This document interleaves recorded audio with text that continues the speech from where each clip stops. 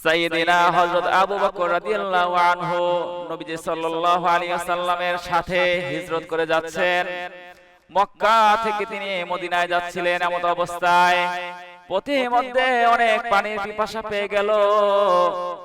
দেখলেন একটা রাখাল একটা ছাগলের পাল নিয়ে যাচ্ছেন। সেই অবস্থায় সেই রাখালকে বললেন, তোমার এখান থেকে একটা দুধবর্তী ছাগলকে একটু দাও, কারণ আমার সাথে দুজানের বাদশা আল্লাহ রাসূল সাল্লাল্লাহু আলাইহি ওয়াসাল্লাম পিপাসার্ত অবস্থায় রয়েছেন। রাখাল এই কথা শোনার সাথে সাথে দুধ ভর্তি পেয়ালা নিয়ে আসলেন। সেই পেয়ালার মধ্যে আল্লাহ রাসূল সাল্লাল্লাহু আলাইহি ওয়াসাল্লামের জন্য দুধ হযরত সাইয়েদনা আবু বকর রাদিয়াল্লাহু আনহু নিয়ে আসলেন। নিয়ে এসে আল্লাহ রাসূল সাল্লাল্লাহু আলাইহি ওয়াসাল্লামকে খাওয়াচ্ছেন। এই দৃশ্যটা সাইয়েদনা আবু বকর রাদিয়াল্লাহু আনহু যখন বর্ণনা করেন, তখন তিনি বলেন, নবীজি যখন দুধ সেই পেয়ালা থেকে খাচ্ছিল আর আমার অন্তরটা দিলে দিলে শান্ত হয়ে যাচ্ছিল। তাআলা ওয়া বারাকাতুহু।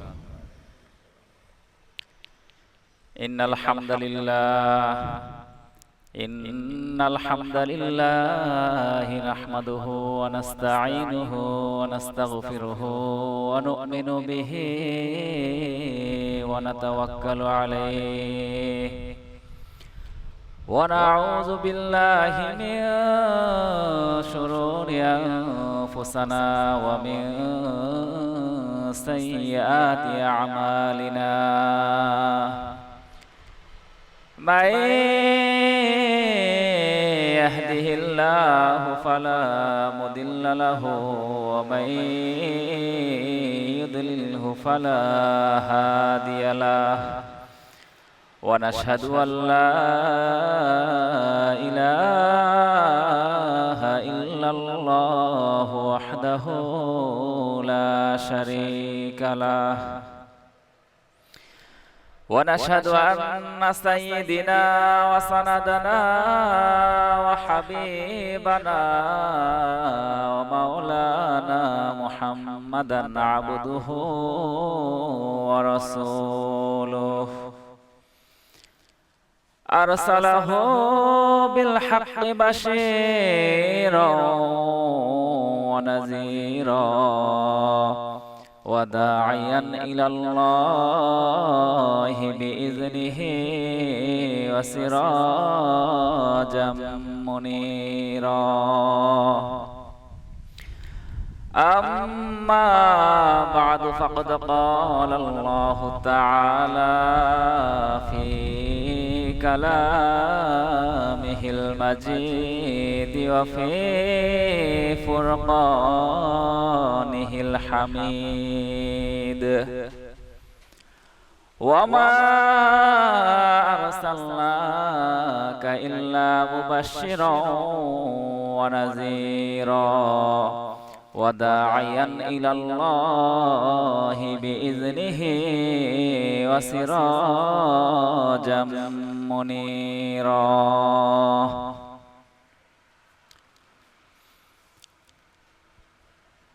الحمد لله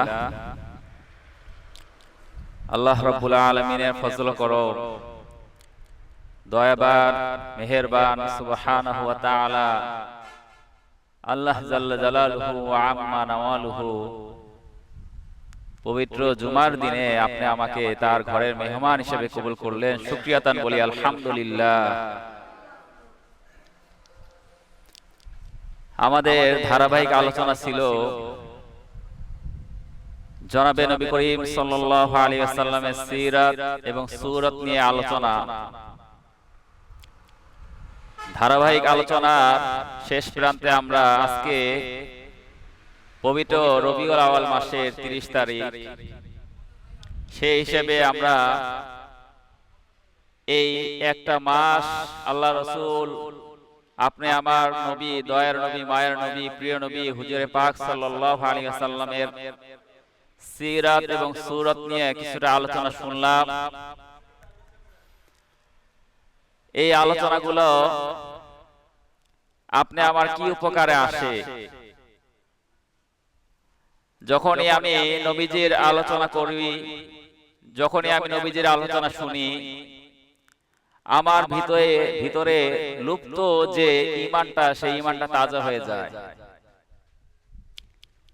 এবং আল্লাহ রাসূলের সাথে আমার একটা সম্পর্ক হয়ে যায়। আল্লাহ রাসূল সাল্লাল্লাহু আলাইহি ওয়াসাল্লাম দুনিয়ার জীবনে তিনি আপনার জন্য আমার জন্য কত কষ্ট করে গিয়েছেন, কতটা ত্যাগ স্বীকার করে গিয়েছেন, কতটা কষ্ট করেছেন, মুজাহাদা করেছেন, সেই সম্বন্ধে আমার ধারণা হয়ে যায়, একটা আইডিয়া হয়ে যায়। এর জন্য আল্লাহ রাসূল সাল্লাল্লাহু আলাইহি ওয়াসাল্লামকে প্রাণ দিয়ে, মন দিয়ে, দিল দিয়ে ভালোবাসতে হবে। এটা যেমন আল্লাহ রাব্বুল আলামিন কোরআনে পাকে আপনি আমাকে জানিয়ে দিয়েছেন, কুল আতিউল্লাহ ওয়া আতিউর রাসূল। আরেক আয়াতে আল্লাহ তাআলা বলতেছেন, কুল ইন কুনতুম তুহিব্বুনাল্লাহা ফাত্তাবিউনি ইউহিব্বুকুমুল্লাহু ওয়া ইয়াগফির লাকুম যুনুবাকুম ওয়াল্লাহু গফুরুর রহিম। এইভাবে আল্লাহ পাক কোরআনে পাকে যেহেতু আল্লাহ রাসূল সাল্লাল্লাহু আলাইহি সাল্লাম সম্বন্ধে আয়াত নাজিল করে জানাই দিয়েছেন, হে আমার বান্দারা, তোমরা আমার নবীকে ভালোবাসো, আমি আর ভালোবাসা আমি তোমাদেরকে দিয়ে দেব। পাশাপাশি আল্লাহ রাসূল সাল্লাল্লাহু আলাইহি সাল্লাম হাদিস শরীফে বলেন যে আমার ভালোবাসা যে ব্যক্তি পূর্ণ মুমিন হইতে চায়, যে ব্যক্তি পূর্ণভাবে ঈমানদার হইতে চায়, তাকে অবশ্যই সবার আগে আমাকে ভালোবাসতে হবে। আল্লাহ রাসূল সাল্লাল্লাহু আলাইহি সাল্লামের সামনে হযরত ওমর রাদিয়াল্লাহু আনহু দাঁড়ায় ছিলেন, পাশাপাশি কিছু সাহাবী কিরাম রাদিয়াল্লাহু আনহু আজমাইনগণ আল্লাহ রাসূল সাল্লাল্লাহু আলাইহি সাল্লামের পাশে দাঁড়ায় ছিলেন। নবীজিকে হযরত ওমর রাদিয়াল্লাহু আনহু বললেন, হে আল্লাহর রাসূল, আমি আপনাকে আমার সমস্ত কিছু থেকে সবচেয়ে বেশি ভালোবাসি, কিন্তু আমার প্রাণের চেয়ে বেশি নয়, আমার প্রাণের চেয়ে বেশি নয়। আল্লাহ রাসূল সাল্লাল্লাহু আলাইহি সাল্লাম এই কথা শোনা মাত্রই বলে উঠলেন, হে ওমর, তোমার ঈমান এখনো পরিপূর্ণ হয় নাই। তুমি যতক্ষণ না পর্যন্ত তোমার ঈমানকে পরিপূর্ণ করতে চাও, পূর্ণ মুমিন হইতে চাও, তোমার প্রাণের চেয়েও, তোমার জানের চেয়েও আমাকে বেশি ভালোবাসতে হবে, তাহলে তুমি আমার পূর্ণ ঈমানদার, প্রকৃত উম্মত হওয়ার দাবিদার যোগ্যতা রাখো তুমি। ওমর রাদিয়াল্লাহু আনহু এই কথা শুনলেন, শোনার পরেই তিনি কিছুটা সময় ঠান্ডা হয়ে গেলেন, চুপ হয়ে গেলেন। চুপ হওয়ার সঙ্গে সঙ্গে ওমর রাদিয়াল্লাহু আনহু বলতেছেন, হে রাসূলুল্লাহ, ইয়া হাবিবাল্লাহ, এখন আমি আমার জানের চেয়েও আমি আপনাকে বেশি ভালোবাসি। রাসূল বলে দিলেন, হে ওমর, তোমার ঈমান, তোমার মুমিন হতা পূর্ণ হয়ে গিয়েছে এখন। হাদিস শরীফে আল্লাহ রাসূল সাল্লাল্লাহু আলাইহি ওয়াসাল্লাম বলেন, লা ইউমিনু আহাদুকুম হাত্তা কুনা হাব্বা ইলাইহি মিন ওয়ালিদিহি ওয়া ওয়ালাদিহি ওয়ান নাসি আজমাইন। তোমরা যারা প্রকৃত মুমিন হইতে চাও, তোমরা যারা কামেল মুমিন হইতে চাও, যতক্ষণ পর্যন্ত তোমরা তোমাদের পিতামাতা, তোমাদের সন্তান সন্ততি, দুনিয়ার যত মানুষ রয়েছে সবার থেকে আমি নবীকে বেশি ভালো না বাসবে, ততক্ষণ পর্যন্ত তোমরা প্রকৃত মুমিন হইতে পারবা না। সাহাবা কিরাম রাদিয়াল্লাহু আনহুম আজমাইন নবীকে কিভাবে ভালোবাসতেন তার বর্ণনা শুনুন। সাইয়েদিনা হযরত আবু বকর রাদিয়াল্লাহু আনহু নবীজি সাল্লাল্লাহু আলাইহি ওয়াসাল্লামের সাথে হিজরত করে যাচ্ছেন। মক্কা থেকে তিনি মদিনায় যাচ্ছিলেন। এমন অবস্থায় পথের মধ্যে অনেক পানির পিপাসা পেয়ে গেল। দেখলেন একটা রাখাল একটা ছাগলের পাল নিয়ে যাচ্ছেন। সেই অবস্থায় সেই রাখালকে বললেন, তোমার এখান থেকে একটা দুধবতী ছাগলকে একটু দাও, কারণ আমার সাথে দুজানের বাদশা আল্লাহ রাসূল সাল্লাল্লাহু আলাইহি ওয়াসাল্লাম পিপাসার্ত অবস্থায় রয়েছেন। রাখাল এই কথা শোনার সাথে সাথে দুধ ভর্তি পেয়ালা নিয়ে আসলেন। সেই পেয়ালার মধ্যে আল্লাহ রাসূল সাল্লাল্লাহু আলাইহি ওয়াসাল্লামের জন্য দুধ হযরত সাইয়েদনা আবু বকর রাদিয়াল্লাহু আনহু নিয়ে আসলেন। নিয়ে এসে আল্লাহ রাসূল সাল্লাল্লাহু আলাইহি ওয়াসাল্লামকে খাওয়াচ্ছেন। এই দৃশ্যটা সাইয়েদিনা আবু বকর রাদিয়াল্লাহু আনহু যখন বর্ণনা করেন, তখন তিনি বলেন, নবীজি যখন দুধ সেই পেয়ালা থেকে খাচ্ছিল আর আমার অন্তরটা দিলে দিলে শান্ত হয়ে যাচ্ছিল। মৃত্যু শয্যায় আবু বকর রাদিয়াল্লাহু আনহু, সেই মৃত্যু শয্যা অবস্থায় সাইয়েদিনা আবু বকর রাদিয়াল্লাহু আনহু আম্মা জান আয়েশা রাদিয়াল্লাহু আনহাকে বলতেছেন, হে আয়েশা, আজকে কি বার? আম্মা জান বলতেছেন, বাবা জান, আজকে হচ্ছে সোমবার। এই সোমবারের দিনে আমার নবী, দয়ার নবী, মায়ের নবী, রাহমাতাল লিল আলামিন, সাইয়্যিদুল মুরসালিন মুহাম্মদ মুস্তাফা রাসূলুল্লাহ সাল্লাল্লাহু আলাইহি ওয়াসাল্লাম এই দিনে দুনিয়া থেকে বিদায় হয়ে গিয়েছেন। আবু বকর রাদিয়াল্লাহু আনহু বললেন, ওরে আয়েশা, আজকে এই দিনে আমি যদি বকর মারা যায়, আবু বকর মারা যায়, কতই না উত্তম হয়। আমার রাসূলের যে দিন মৃত্যু হয়েছে, আমারও একই দিন মৃত্যু হয়ে যাবে, এর থেকে আর পরম সৌভাগ্য হতে পারে না। নবীজির প্রতি ভালোবাসা দেখাইছেন সাহাবা কিরাম রাদিয়াল্লাহু আনহুম আজমাইন। হযরত সুমাইয়া রাদিয়াল্লাহু আনহা, সুমাইয়া বিনতে কায়েস রাদিয়াল্লাহু আনহা একজন মহিলা সাহাবী। উহুদের ময়দানে তিনি দৌড়ায় আসতেছেন, উহুদের দিকে দৌড়ায় আসতেছেন। এমন অবস্থায় সাহাবারা বললেন, ওরে মহিলা সাহাবী, তুমি কোথায় যাও? তোমার যুদ্ধের মধ্যে তোমার সন্তান, তোমার স্বামী, তোমার বাবা, এই তিনজনে এই উহুদের ময়দানে শহীদ হয়ে গিয়েছে। মহিলা সাহাবী বললেন, তিনজন শহীদ হয়ে গিয়েছে, তার আগে আমাকে সংবাদ দিন, আল্লাহ রাসূল সাল্লাল্লাহু আলাইহি ওয়াসাল্লাম কেমন রয়েছেন? তিনি কি সুস্থ আছেন নাকি তিনি শাহাদাত লাভ করেছেন? আমাকে বলুন আগে। সাহাবারা বললেন, আমার নবী, যে দয়ার নবী, মায়ের নবী আহত হয়েছেন, তিনি এক জায়গায় বিশ্রাম নিচ্ছেন। মহিলা বললেন, আমি দেখতে চাই, আমি আমার নবীকে দেখব, দেখার পরে আমার হৃদয়টা আমি শান্ত করব, আমার হৃদয়টাকে আমি তৃপ্ত করব। সাহাবারা নিয়ে গেলেন মহিলা সাহাবীকে, হযরত সুমাইয়া রাদিয়াল্লাহু আনহা। নবী সাল্লাল্লাহু আলাইহি ওয়াসাল্লামের যখন চেহারা মোবারক দেখলেন, দেখার পরে আল্লাহ রাসূলকে বলতেছেন, ইয়া রাসূলুল্লাহ, ইয়া হাবিবাল্লাহ, আমি আমার স্বামীকে যুদ্ধের ময়দানে নিহত হয়েছে, আমার সন্তান শহীদ হয়েছে, আমার বাবাও শহীদ হয়ে গিয়েছে, আমার কোনো আফসোস নাই। আপনি যে দুনিয়ার বুকে এখনো বিদ্যমান রয়েছেন, আপনি যে সুস্থ সবল রয়েছেন, এটাই হচ্ছে আমার পরম সৌভাগ্য, আর এটাই হচ্ছে আমার পরম পাওয়া। সাহাবারা নবীজিকে কিভাবে ভালোবাসতেন, কেমন ভালোবাসা দিয়েছেন, তার যদি একটা মাত্র বিন্দু আমরা যদি অনুভব করতে পারি যে আল্লাহ রাসূল সাল্লাল্লাহু আলাইহি ওয়াসাল্লামকে তারা কেমন ভালোবাসা দিয়েছেন, কেমন মহব্বত করেছেন, কতটা তারা আন্তরিকভাবে আল্লাহ রাসূল সাল্লাল্লাহু আলাইহি ওয়াসাল্লামকে মহব্বত করেছেন, সেই ভালোবাসা অবশ্যই উম্মত হিসেবে আপনি আমাকে অবশ্যই দিতেই হবে। নবীজি সাল্লাল্লাহু আলাইহি ওয়াসাল্লাম উম্মতের জন্য সারা জীবন চেষ্টা, ফিকির, চিন্তা করে গেলেন। তিনি উম্মতের ফিকিরে সব সময় ছিলেন। হাদিস শরীফ থেকে আমরা জানতে পারি, আল্লাহ রাসূল সাল্লাল্লাহু আলাইহি ওয়াসাল্লাম আয়াত পাঠ করতেছেন, ইউতাযিবুহুম ফাইন্নাহুম ইবাদুক ওয়া ইউতাগফির লাহুম ফাইন্নাকা আনতাল আজিজুল হাকীম।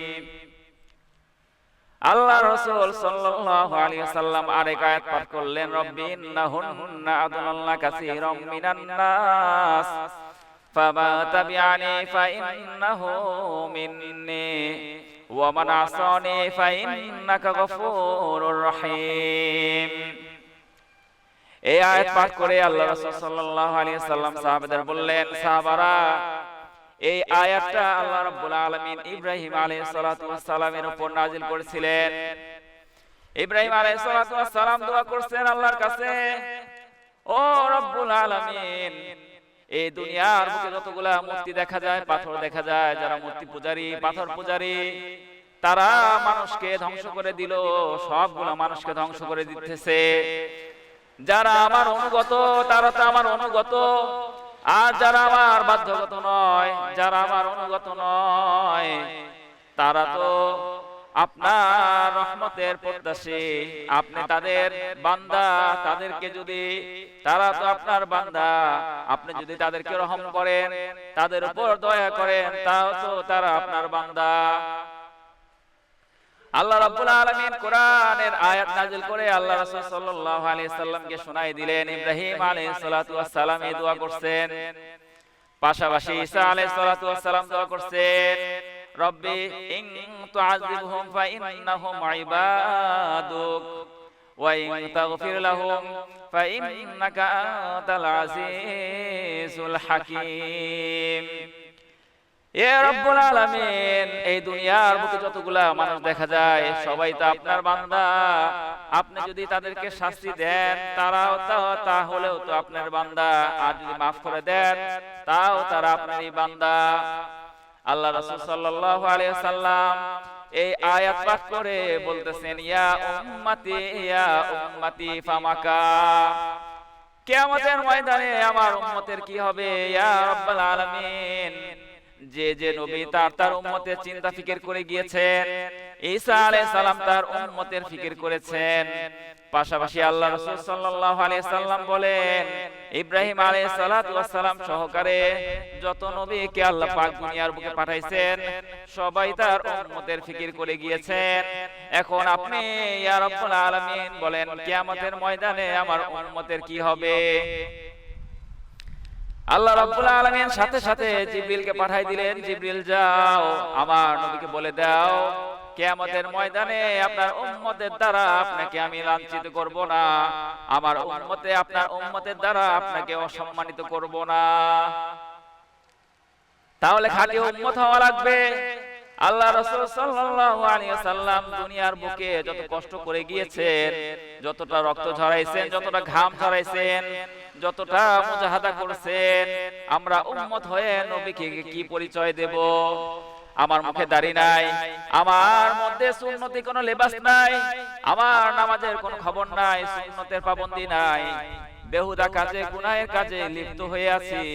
এমন অবস্থায় যদি কোনো সময় আজরাইল চলে আসে, মালাকুল মাউত চলে আসে, আমি রাসূলের কাছে আমি বিনা দাড়িতে কিভাবে উপস্থিত হয়ে হাজির হব? কিভাবে পরিচয় দেব আপনার উম্মত? নবীজি বলে, তোমার মুখের মধ্যে তো দাড়ি নাই, আমি তো দাড়িবিহীন উম্মত রেখে আসি নাই, আমার প্রত্যেকটা সাহাবীর মুখের মধ্যে দাড়ি ছিল, তোমার মুখের মধ্যে দাড়ি কোথায়? তাহলে কিয়ামতের ময়দানে আমি কিভাবে আমি নবীজিকে উম্মত হিসেবে পরিচয় দেব? এজন্য সম্মানিত হাজিরিন, খুব সতর্কতার সাথে চিন্তা করা লাগবে। আমার হায়াতের জিন্দেগি আস্তে আস্তে চলে যাচ্ছে। এই যে গত সপ্তাহে আমরা জুমা নামাজ পড়েছি, আরেকটা সপ্তাহে আমরা জুমা নামাজ চলে আসলাম, মাঝখান দিয়ে আমার জন্য 6টা দিন চলে গেল, 7টা দিন চলে গেল। আমরা সিরাতের উপর আলোচনা শুনতেছিলাম। রবিউল আউয়াল মাসের 1 তারিখ থেকে আজকে 30 তারিখ চলে আসছে, একটা মাস আপনি আমার জিন্দেগি থেকে চলে গেল, হায়াতের জিন্দেগি থেকে চলে গেল। অত্যন্ত সতর্কতার সাথে আপনি আমাকে ভাবতে হবে, নবীজি সাল্লাল্লাহু আলাইহি সাল্লামের কি মিশন ছিল? তাওহীদের মিশন ছিল।